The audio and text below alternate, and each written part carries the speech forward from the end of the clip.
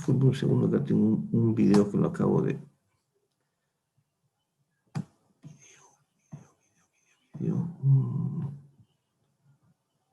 Acá está.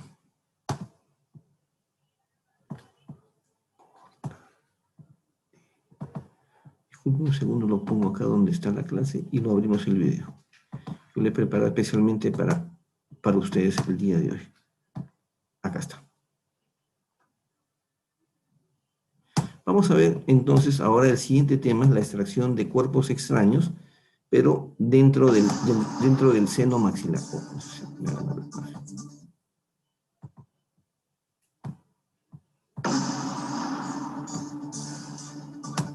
Ya está, acá está, ahora sí. Entonces vamos a ver, el siguiente tema es extracción de cuerpos extraños, otra complicación, cuerpos extraños dentro del seno maxilar, ¿no? Que puede ser una raíz dental o puede ser un implante. Como no es curso de implantología, lo vamos a ver desde la perspectiva de un diente, ¿no? Una extracción dentaria como se ve aquí en la panorámica y la raíz que se ha roto y ha penetrado dentro del seno maxilar, ¿no? Como siempre hay que preguntarle al colega anterior, ¿no? El que nos ha mandado el paciente, si es que ha habido manipulación del seno o no, ¿no? Aquí me dijo inicialmente que no había habido ninguna manipulación, ¿no? Entonces la paciente venía con una sinusitis, ¿no? Porque habían transcurrido unos 6-7 días más o menos desde la extracción dental. Entonces ya lo he visto al paciente después de 7 días. En la clase anterior dijimos que los cuerpos extraños en el seno maxilar o las comunicaciones bucosinusales tienen que ser cerradas inmediatamente, no esperar tantos días, ¿no? Y otro problema en esta paciente, que lo vamos a explicar ya en la parte teórica, era que la paciente ya había venido con un problema sinusal previamente, ¿no? Acá estamos colocando anestesia troncular del quinto 2, o sea, la aguja penetra a través del agujero palatino posterior hasta llegar a la zona de la tuberosidad, ¿no? A la zona pterigomaxilar, perdón, ¿no? Entonces es infiltrativo. Y después de anestesiar bien al paciente, ¿no?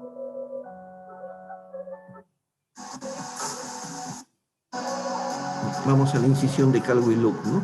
Que es la vía de abordaje ideal para limpiar el seno maxilar o para extraer cuerpos extraños. Las raíces dentales, ¿no? La raíz de los dientes que han penetrado accidentalmente en el seno, no se extraen a través del alveolo. Miren, acá había una perforación en vestibular, ¿no?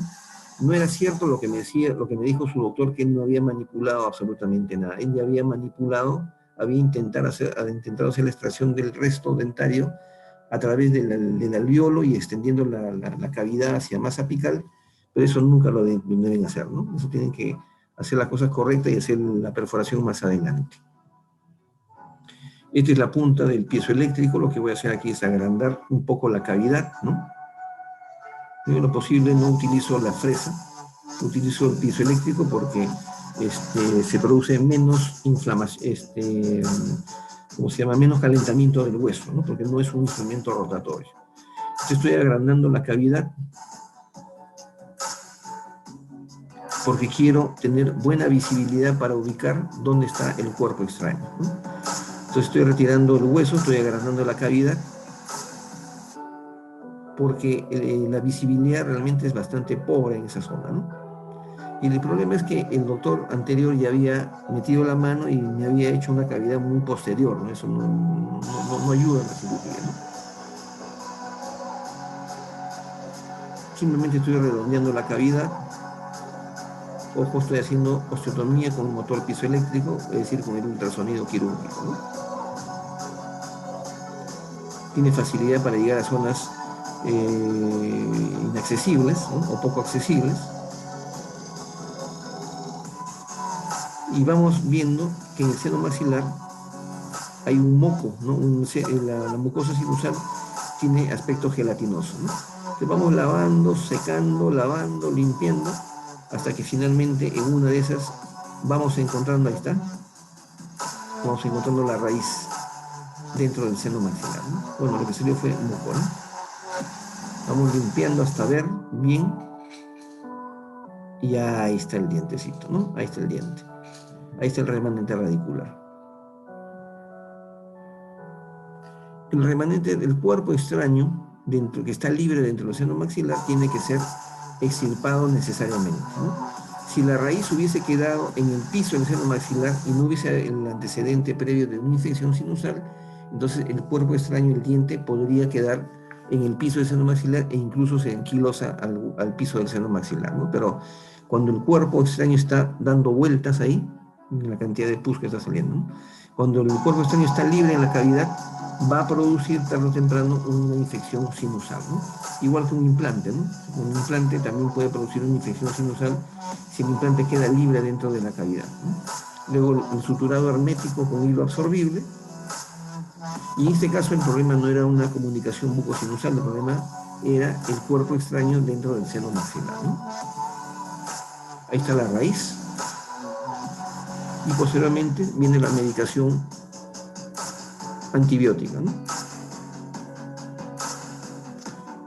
Se le dio clindamicina 300 miligramos por vía oral cada 6 horas durante 10 días, y en este caso se le envió inmediatamente a que vaya al otorrino para que continuara con su tratamiento, ¿no? Entonces, esta es la antesala del siguiente tema, ¿no? Porque el siguiente tema, creo que hay una pregunta, se observa que se rompió un tramo grande de la aguja, creo que podría ser porque no se usó el tamaño correcto de la aguja. No, la aguja dental, sea grande o pequeña, no tiene por qué romperse, ¿no? En realidad es la manipulación inadecuada de la aguja dental, es decir, la doblamos, la enderezamos, o es el uso continuo de la aguja, es decir, pinchamos más de 3, 4 veces, y ya llega un momento en que la aguja pierde filo, ¿no? Ya no tiene filo en la punta, presionamos y la aguja, que es delgada, se rompe, ¿no? Básicamente ese es el problema, ¿no? Entonces mejor gastamos en una aguja dental nueva y dormimos tranquilos. El otro tema que es complementario al de los dientes, perdón, al de la comunicación bucosinusal, voy a compartir pantalla.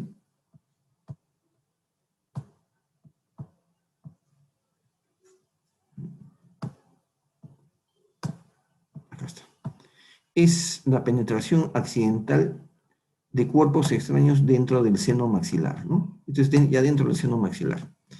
Entonces, aquí ya la conducta va a depender no del tamaño del cuerpo extraño, ¿no? Sino va a depender de lo siguiente: si el cuerpo extraño está libre dentro de la cavidad sinusal, ese cuerpo extraño va a producir una inflamación crónica y una sinusitis maxilar. Pero si el cuerpo extraño, como repito, queda, por ejemplo, atrapado, ¿no? Enganchado, fijo en el piso del seno maxilar, este va a ser cubierto por la mucosa sinusal y en algunos casos incluso se produce una anquilosis al hueso del piso del seno maxilar, ¿no? Entonces, el criterio, ¿no?, para hacer o no una cirugía de Caldwell-Luke, ahí están los doctores Caldwell y el doctor Luke, creadores, inventores de la técnica que hemos visto, que es la técnica de Caldwell-Luke, que tenemos que utilizar necesariamente para extraer los cuerpos extraños dentro del seno maxilar. El seno maxilar no es una cavidad única, ¿no? Tiene algunas cavidades, algunos compartimentos llamados divertículos que tenemos que conocerlo al detalle, ¿no? Lo cierto es que tenemos básicamente dos tipos de sinusitis: una sinusitis que es de origen odontógeno, ocasionada por un remanente radicular con infección apical o una enfermedad periodontal crónica, y la otra sinusitis que es originada a partir de una obstrucción nasal crónica, es decir, el paciente tiene una rinitis alérgica, el paciente tiene desviación de tabique nasal, el paciente tiene una hipertrofia de cornetes. Entonces, se tapa la comunicación natural que hay entre el seno maxilar y la nariz, que es la vía natural de drenaje, el moco sinusal se estanca y se produce una infección, ¿no? Y que se llama sinusitis, ¿no? Que no es originada por una infección propia del seno maxilar, sino es una infección ocasionada por el estancamiento de la estasis, ¿no? El estancamiento del moco dentro del seno maxilar por una obstrucción de la comunicación natural que existe con la nariz, ¿no? En el meato medio en este caso, ¿no? Entonces tenemos dos orígenes o dos tipos de sinusitis, ¿no? Tarde o temprano van a producir problemas, ¿no? Esto es una patología muy común: ven acá, desviación de tabique nasal, hipertrofia de cornete, rinitis alérgica. Consecuencia, este paciente tiene un quiste de retención mucoso. Pero lo importante aquí no es el quiste de retención mucoso por sí mismo, sino que miren, el corte tomográfico lo he pescado acá justo donde el hueso apical se ha perdido, ¿no? ¿Por qué se ha perdido? No por una infección dentaria, se ha perdido por una infección sinusal. Entonces son pacientes, como vamos a ver un par de pacientes más adelante, que tienen dolor a la masticación, ¿no? Y al momento del examen dental pueden tener dolor a la percusión, porque lo que les duele es la zona apical al diente, pero el diente no tiene ni enfermedad periodontal ni tampoco tiene una enfermedad periodontal, ¿no? Entonces, esos son casos en los cuales hay una patología sinusal, pero que proviene de la nariz, ¿no? Por el origen de la nariz. Tenemos que tener un concepto bien claro que el tratamiento de la patología bucosinusal, en este caso, hay que diferenciar. No es lo mismo manejar una comunicación bucosinusal que manejar una comunicación bucosinusal que además tiene un diente atrapado, o deslizado al interior del seno maxilar. Son dos patologías diferentes. Esto lo paso porque ya lo hemos visto en la clase anterior, ¿no? Este gráfico, este dibujo muestra el abordaje de Calvo y Luke, ¿no? Que ha sufrido algunas modificaciones en los años desde que lo describieron en el año 1905-1906, ¿no? Lo cierto es que el abordaje de Calvo y Luke es una cavidad, una trepanación que nosotros hacemos con fresa quirúrgica, con cincel, con motor piezoeléctrico, con un disco de diamante, diferentes procedimientos, ¿no? Depende de lo que cada uno tenga como recurso en su consultorio. Y se hace una cavidad que puede ser cuadrangular, puede ser trapezoidal, puede ser redonda, puede ser ovalada, de ahí las variaciones de las técnicas, ¿no? Pero donde el objetivo es crear una cavidad a través de la cual vamos a introducir una pinza y vamos a retirar el cuerpo extraño que está libre dentro del seno maxilar. Ese es, en definición, el abordaje Calvo y Luke. Y el abordaje Calvo y Luke se inventó no para esto, se inventó para el curetaje masivo del seno maxilar en aquellos casos en que el paciente es portador de una sinusitis muy agresiva, ¿no? Vamos a ver algunos casos, porque ustedes son, todos los que están presentes, nos damos cuenta, son profesionales ya de tiempo, ¿no? Unos más, unos menos, pero ya son profesionales que tienen años en la profesión, ¿no? Y eso para mí es halagador porque significa que las preguntas que ustedes me están haciendo cobran otro significado porque parte de la experiencia misma, ¿no? Que no es lo mismo que revisar un libro o revisar un journal, ¿no? Y luego conversar sobre eso, ¿no? Ustedes están hablando a partir de las propias experiencias que ustedes han tenido en su consultorio o que han escuchado que se le ha presentado a otro colega, y ese es el motivo por el cual estamos aquí en este curso, ¿no? Entonces, todos los casos que nosotros vamos a ver ahora, ¿no? De cuerpos extraños, de raíces y cuerpos extraños en el seno maxilar, todos, absolutamente todos, han sido extirpados mediante el abordaje o la técnica de Calvo y Luke, ¿no? Ningún cuerpo extraño, ninguna raíz del diente, ningún implante que haya sido introducido accidentalmente al seno maxilar, ninguno se extrae a través del alvéolo dentario. Eso es imposible, ¿no? Otra cosa que tenemos que tener en cuenta es, esta es una periapical, ya que vemos la raíz que está en el límite, pero ya rompió la mucosa sinusal, ya está en el seno maxilar. Lo que hay que ver es no solamente el diente y el alvéolo dentario, hay que ver el seno maxilar, ¿no? Aquí el seno maxilar está velado, ¿no? Significa entonces que hay secreción, hay sinusitis maxilar. ¿Se está escuchando eso? Disculpe. Entonces, en este caso, la historia clínica dice extracción dentaria hace 6 días, valsalva positiva y comunicación bucosinusal, y también hay un diente que ha penetrado dentro del seno maxilar. Esta es la cirugía posterior, ¿no? La comunicación bucosinusal que se ha cerrado, pero también se le hizo una operación de Caldwell de Luke, ¿no? En este otro caso, el doctor que me trajo el paciente fue muy franco, muy sincero, y me dijo, acá está el diente que he extraído, falta una parte de la raíz vestibular, ¿no? Y eso es importante porque no es lo mismo buscar una raíz palatina que una raíz vestibular. En este caso, la extracción se produjo hace dos días, ¿no? Hay una comunicación franca, hay un poco de secreción purulenta, ¿no? Y hay una secreción purulenta, ¿por qué? Porque la infección sinusal ha sido previa, ojo, ha sido previa a la penetración de la raíz dentro del seno maxilar. Y si vemos la periapical alta que trajo inicialmente el doctor, vemos que el seno maxilar está velado, ¿no? Entonces, la preocupación del paciente es, bueno, ¿y quién es el responsable, no? Porque el doctor mide lo que me ha ocasionado una sinusitis.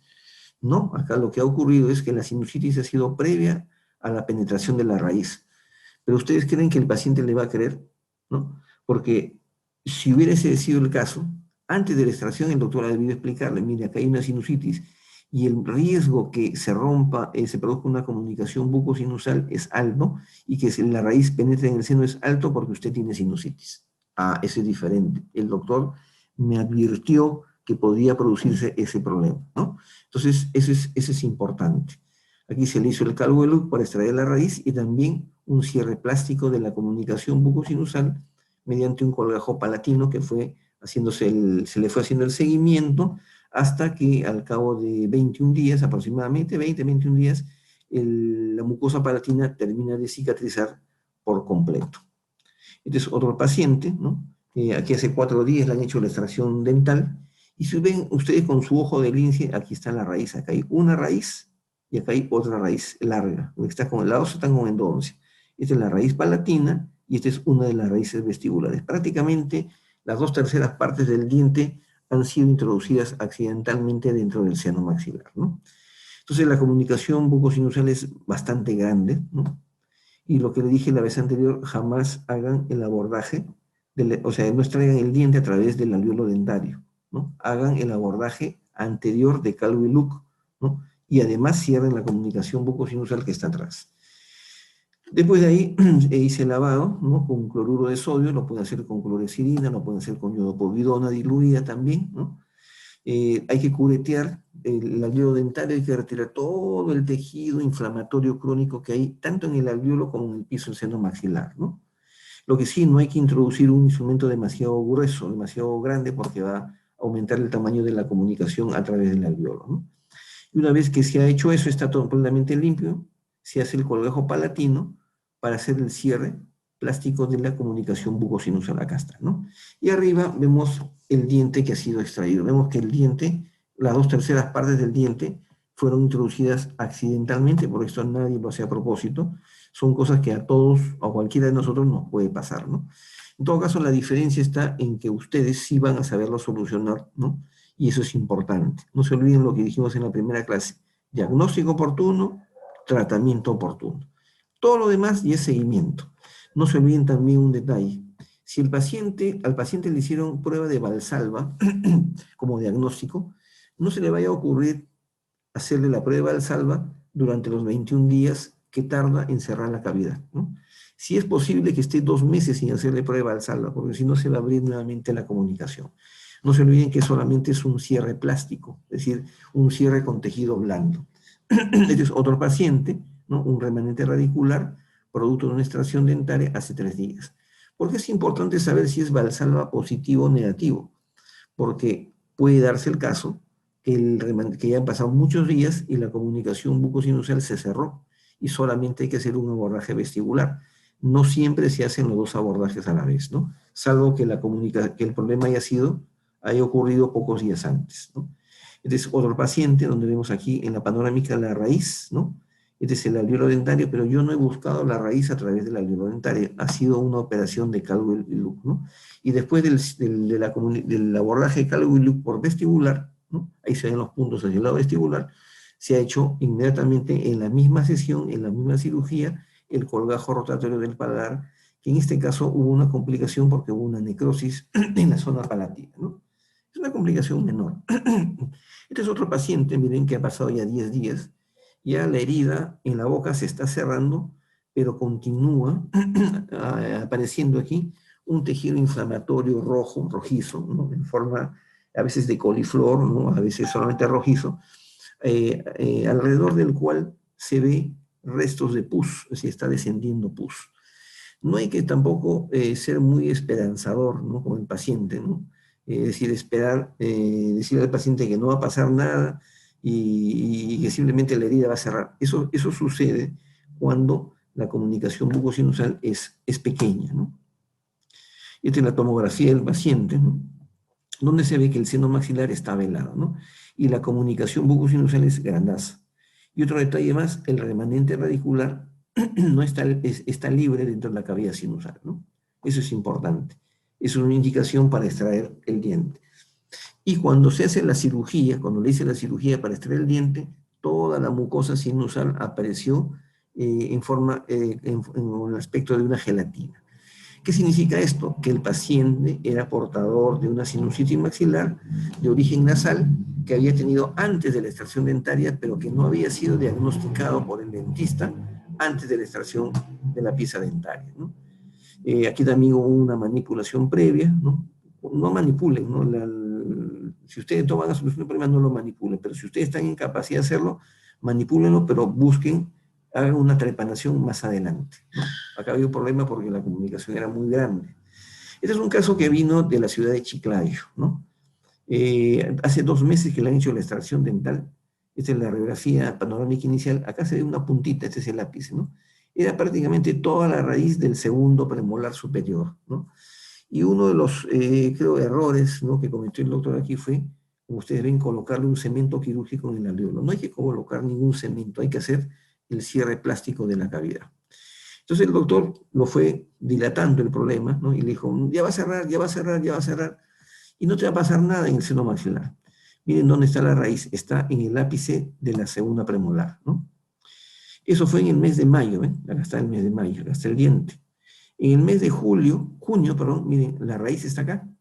Está entre el primer premolar y el canino. Está dando vueltas dentro de la cavidad sinusal. Cada vez que el paciente se metía a su bailecito, el diente se movía. Miren la raíz, cómo se movía, cómo migraba, ¿no? Entonces, este es un caso en el cual hay que extraerle la raíz, ¿no? Entonces, finalmente el doctor tuvo que pagar todo, costear la visita del paciente a Lima. Ya para ese entonces habían transcurrido casi 3 meses, ¿no? Ya la comunicación bucosinusal se había cerrado. Entonces, el único problema era extraerle la raíz.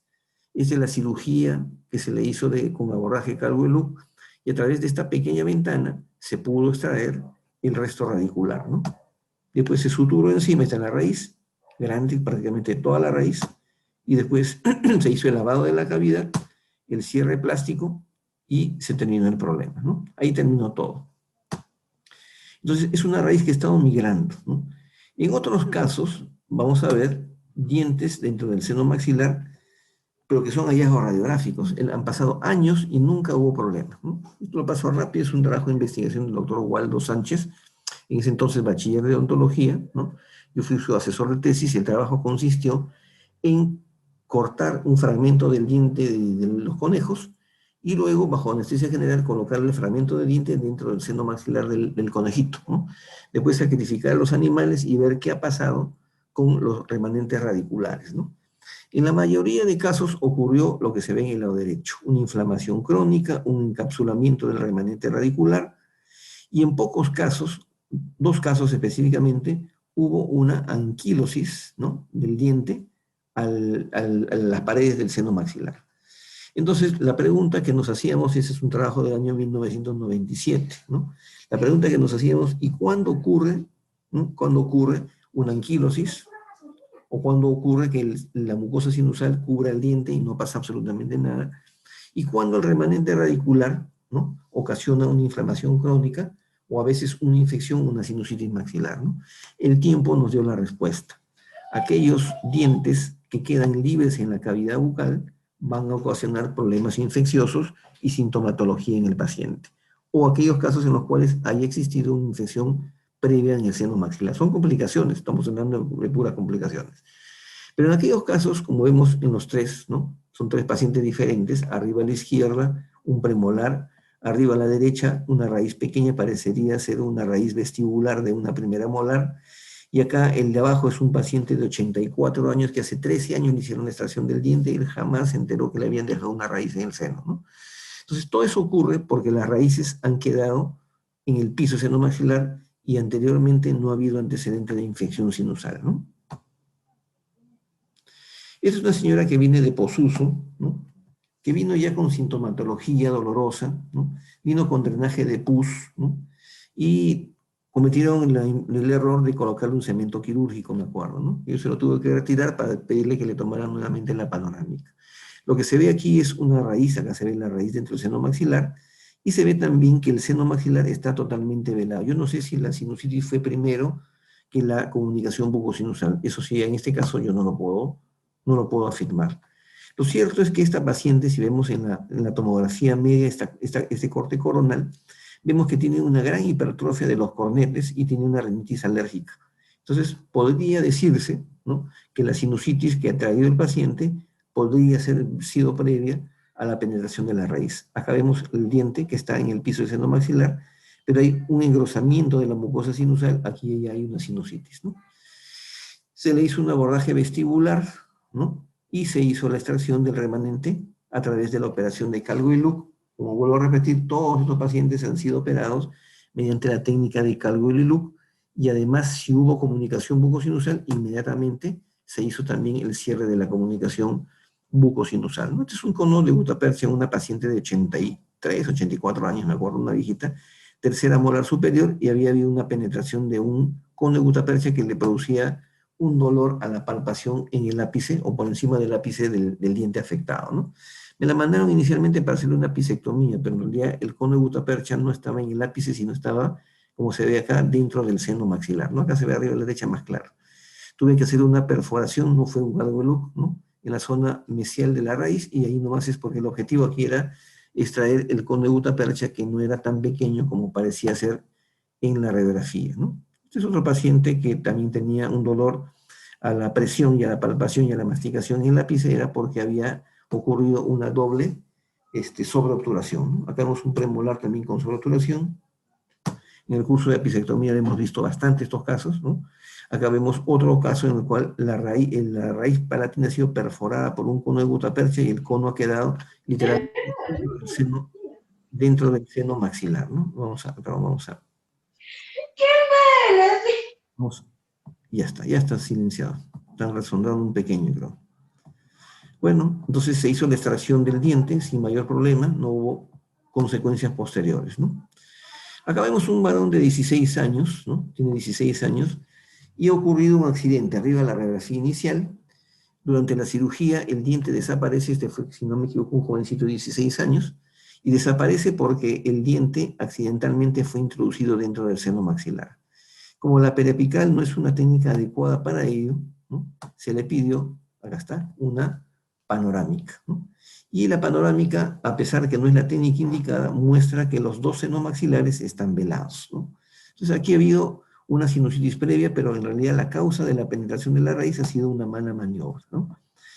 Y para terminar de hablar de cuerpos extraños en el seno maxilar, en implantología tenemos una clase de 2 horas, donde hablamos solamente de penetración de implantes dentro del seno maxilar, que es una complicación que no debería ocurrir, pero ocurre, ¿no? Este es el caso de una señora de 62, 63 años, a mí me acuerdo, ¿no?, que vino porque el implante se había introducido accidentalmente dentro del seno maxilar, ¿no? El doctor obviamente estaba preocupado, pero miren, el seno maxilar está completamente velado. Quiere decir que ha sido un error de diagnóstico. El seno maxilar ya estuvo infectado antes de que le colocaran el implante.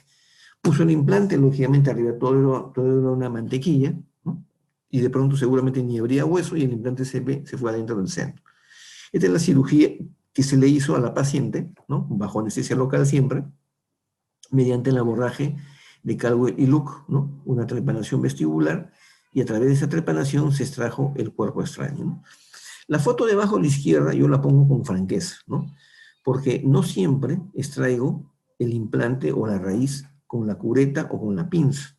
A veces sucede, como me ha ocurrido en más de una oportunidad, que no encuentro el diente, y el diente está perdido dentro de la cavidad. Entonces lo que hago es lavar a chorro, ¿no?, la persona que me estoy dando me eche jeringazos completos de cloruro de sodio y comience a aspirar. Y en una de esas, el implante no, porque el implante pesa mucho, pero en muchos casos el lavado continuo hace que el cuerpo extraño sea retirado, expulsado durante el lavado, ¿no? Y en otras ocasiones, un par de ocasiones, le puse la cánula de aspiración, por supuesto la foto de abajo a la izquierda, en donde la cánula la introduzco entre el seno y con la presión de la aspiración negativa logra aspirar al implante y lo puedo retirar, ¿no?, o al diente en ese caso, ¿no?